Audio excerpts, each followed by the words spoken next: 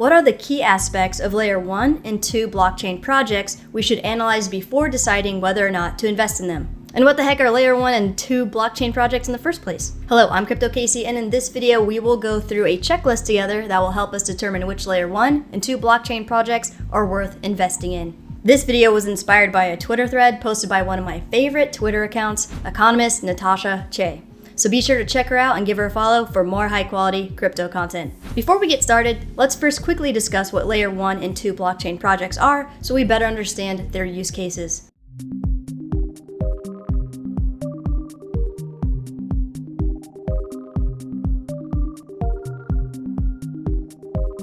What does Layer 1 mean in crypto? Layer 1 is a term to describe projects that have built their very own blockchain-based foundation and ecosystem that allows developers to build software applications on top of them. So Layer 1 describes the base layer of a blockchain network. Imagine an example of a Layer 1 as the Apple App Store, where developers can use Apple's framework in order to build and launch apps that people can use. At the time of this video, the most popular, well-known Layer 1 blockchain project that most projects have been built on is Ethereum. Decentralized exchanges like Uniswap were built on top of Ethereum's Layer 1 base. Axie Infinity is a game that was built on Ethereum. OpenSea is an NFT marketplace that was built on Ethereum.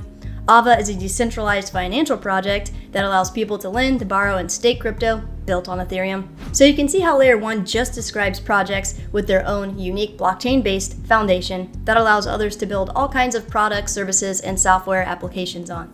Examples of other Layer 1 blockchains are Solana, Cardano, Avalanche, Algorand, Elrond, Tron, and many, many more. So developers can choose which platform they would like to build applications on, similar to choosing to build on Android versus iPhone or Windows versus Apple or Linux. Nice, let's move on to Layer 2s. What does Layer 2 mean in crypto? Layer 2 is a term to describe projects that are built on top of Layer 1 blockchains like Ethereum, that are designed to increase transaction speed, decrease transaction costs like gas fees, and help Layer 1 blockchain ecosystems scale. So instead of developers choosing to build applications directly on Ethereum's Layer 1 blockchain-based foundation, they can build on Layer 2 solutions to decrease their transaction costs, increase transaction speed, and develop an overall faster, more efficient application for less cost. Examples of Ethereum-based Layer 2 platforms developers can choose to build on include Polygon, Arbitrum, and Optimism. You can consider Layer 2 platforms as secondary networks built on a base main network. Awesome. Now that we know what the terms Layer 1 and Layer 2 mean in the crypto world, let's explore the best way we can evaluate them as potential investment opportunities. So currently, most people consider different cryptocurrencies similar to stocks, where each crypto represents a company of sorts. However, unlike stocks, cryptocurrencies can have vast and varied types of use cases. For example, a cryptocurrency like Ether and ADA can be used to process transactions and pay for network space on their corresponding Layer 1 platforms like Ethereum and Cardano. The same goes for cryptocurrencies that are used to process transactions on Layer 2 platforms like Matic token for the Polygon network. Other use cases of different cryptocurrencies include stores of value like Bitcoin, stablecoins like USDC, whose value is pegged 1-to-1 to the US dollar, voting rights or governance of a project like Uni tokens for Uniswap DeFi exchange, and eventually there will be cryptocurrencies that represent ownership of physical assets like property, or that represent identification like passports and similar. So when evaluating Layer 1 and 2 cryptocurrency projects, instead of thinking of each of them as companies, we need to think of them as ecosystems, similar to different countries' economies. For example, we need to consider Ethereum versus Cardano versus Solana, each has their own separate blockchain-based countries and nations, like United States versus Germany versus Japan, and so forth. What most people don't understand is that at the end of the day, the fastest Layer 1 or 2, the most efficient, the most green, the most superior tech, the most decentralized, the best all-around blockchain platform from a logical or technological standpoint won't necessarily become the most valuable. We can debate all day long about which Layer 1 or 2 has the best tech, but here's the deal. The value of each platform will be based on two simple variables. One, the size and productivity or output of the software applications built on it, and the amount of users, growth of new users, and stickiness of users within the ecosystem. This can also be compared to a country's GDP. What is GDP? GDP stands for Gross Domestic Product, and it's just a fancy economic term that refers to the total value of all the goods produced and all the services provided within a country during a specific time period. For example, if a country's total output for the year consisted of selling 10 pizzas for $10 each and performing 5 car washing services for $20 each, the total GDP, or gross domestic product, for that country would be $200. Simple enough, right?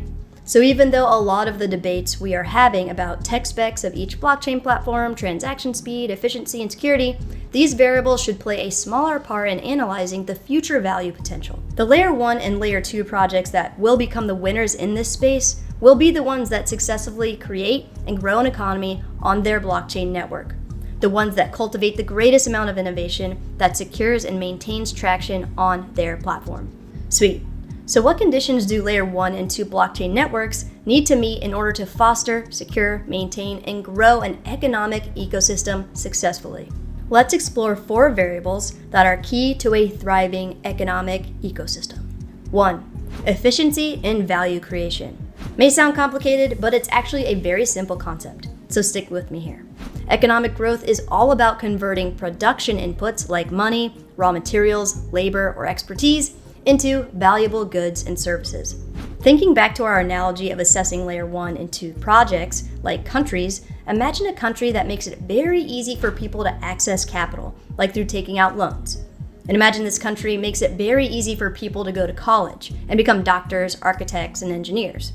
And imagine this country has a lot of natural resources like trees, oil, and land that can be converted to building materials, fuel, or farms for food.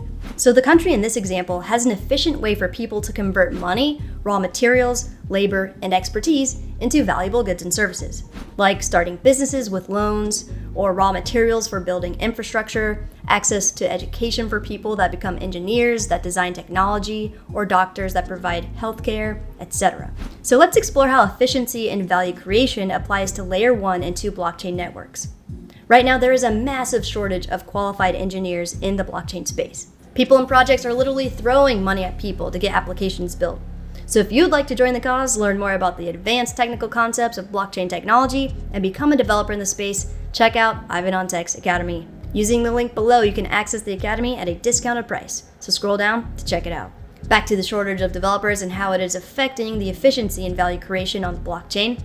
When evaluating how Layer 1 or 2 projects are doing with regard to efficiency and value creation for their respective economies, we need to consider how much effort the Ethereum community versus the Solana community versus the Avalanche community they're making to onboard and retain talent in order to create a strong, resilient, and innovative armada of developers to foster growth. Another question to analyze is how easy it is for current software developers that code C++, Java, etc. to convert to blockchain developers. In fact, Solana's language, Rust, was created based on C++ and Java, so software developers that have coded in those languages can easily learn Rust in probably about a month. And with Avalanche, there are multiple languages developers can code in. Another thing to consider with respect to growing their developer community is whether or not the Layer 1 or 2 project is gaining traction with onboarding developers from countries with more resources versus less. For example, is the project attracting talent from developed countries with tons of resources like United States, Europe, and similar, or ones with less resources like India or Venezuela? So that covers the human capital aspect of efficiency and value creation in an economy. Another important aspect is how much financial capital the Layer 1 or 2 project can secure to support the network and increase productivity and value creation. Securing funds from retail investors from token sales is great, but it's not nearly enough capital to grow the thousands of decentralized applications that need to be built on the blockchain in order to foster a successful economy. So acceptance of venture capital and other funding sources will be crucial for whichever Layer 1 and 2 projects survive and ultimately succeed long term. So if you're analyzing potential Layer 1 and 2 project investments, if they aren't backed by a legion of reputable venture capital, then it's not an ideal long-term bet. Because building an entire country from scratch, which is what these Layer 1s in particular are doing, takes massive amounts of money, support, and continued funding and support to get to a healthy, sustainable size and ideally keep growing into the future. Cool. So we've got human capital and financial capital as important aspects for efficient value creation. The next important aspect is infrastructure. Countries that have better infrastructure like roads, power grids, and telecommunication networks have more efficient value creation. And blockchain infrastructure consists of the actual underlying blockchain technology, as well as everything built on top of it to support the network, like developer tools, connection to wallets, browser extensions. All of these play a crucial role in fostering an economy with efficient value creation. So looking at things like where the layer 1 or 2 is currently at from a developmental standpoint and where it plans to go in the future based on their roadmaps is another key aspect to consider before investing. Nice. So just to recap, the 3 essential aspects for an economy that fosters efficient value creation are human capital, financial capital, and infrastructure. Let's explore the second variable that is key to a thriving economic ecosystem: direct competition on-chain. Direct competition on-chain refers to multiple apps with the same exact use case, competing with other apps on the same blockchain. This is important because competition fosters innovation.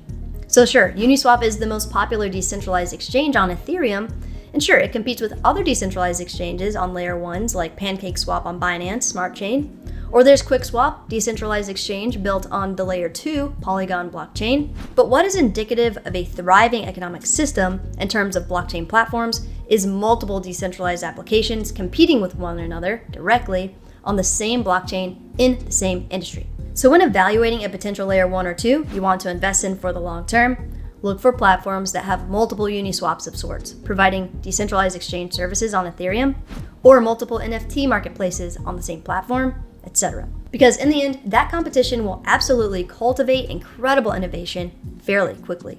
And direct competition on-chain will ultimately make the blockchain platform more globally cross-chain competitive. But it starts on-chain first to make the economy more robust. Cool. Let's explore the third variable that is key to a thriving economic ecosystem: supporting synergetic industries. Supporting synergetic industries is just a fancy term that refers to a collection of different types of applications built on the blockchain that complement and support each other, hence the term supporting synergetic industries. For example, within a blockchain ecosystem, an industry could be DeFi or decentralized finance. And if you don't know what DeFi is, you can check out my beginner's guide all about what DeFi is and its implications for the future by clicking on the link above. DeFi consists of a few different niches, like exchanges where users can swap tokens, and borrowing and lending platforms that allow users to lend and borrow crypto. There are stablecoins that provide liquidity. There are derivative protocols that give investors price exposure to things. So you can see that there are a host of niches that complement and support each other within the scope of DeFi at large. When evaluating a potential layer 1 or 2 you want to invest in, look for signs of supporting synergetic industries, like a DeFi community, strong, vibrant NFT support system, or a diverse gaming scene in the making. Nice. Let's explore the fourth and final variable that is key to a thriving economic ecosystem: strong user demand. If a layer 1 or 2 project has a lot of demand from their existing user base, and they are effectively and consistently growing that demanding user base, it will force the blockchain networks and all of the decentralized applications being built on it to grow and innovate faster.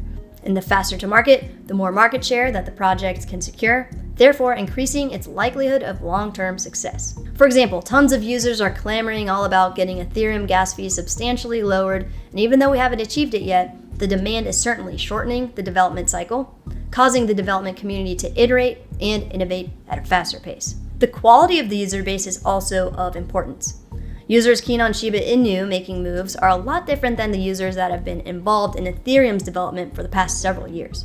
So the quality and characteristics of a platform's user base will dictate the products and services developed on-chain. User base size doesn't so much matter this early on, as 10,000 high-quality users are a lot better than a chain that has millions of users, most of which may be bots or users from underdeveloped countries with less resources to contribute. Sweet. So let's do a quick recap of key variables to look for when assessing which layer 1 or 2 blockchain networks to invest in. 1. Is the process of creating value on the chain efficient? This includes how easy it is for the project to acquire and keep human capital, like developers, acquire and keep financial capital from reputable investment firms, as well as the strength of its technological infrastructure and accessibility, like wallets, browser extensions, and dev tools. 2. Is direct competition on-chain occurring and being properly fostered to ensure faster and more creative innovation? This involves several software projects on the platform competing directly with each other because they are providing the same product and service to users. 3. Are there clusters of software applications within the same or similar industries that support each other and help each other increase their value proposition? This includes synergy between different projects that complement each other, despite offering different goods or services to users. Because together, on a macro level, they are all making the blockchain's economy more vibrant and compelling. And 4, is there a strong, high-quality user base consistently putting pressure on development efforts to foster faster, more efficient innovation. Awesome. Well, thank you so much for taking the time to watch this video. I hope you found it helpful and will use it to analyze Layer 1 and 2 projects you are looking to potentially invest in for the short or long term. If you enjoyed what we explored together, please make sure to like this video and subscribe to my channel for more crypto content. So what do you think about comparing Layer 1 and 2 blockchain networks to countries' economies? Did you find the analogy helpful? Which Layer 1 and 2 projects are you thinking about investing in? Let me know in the comments below. Be safe out there.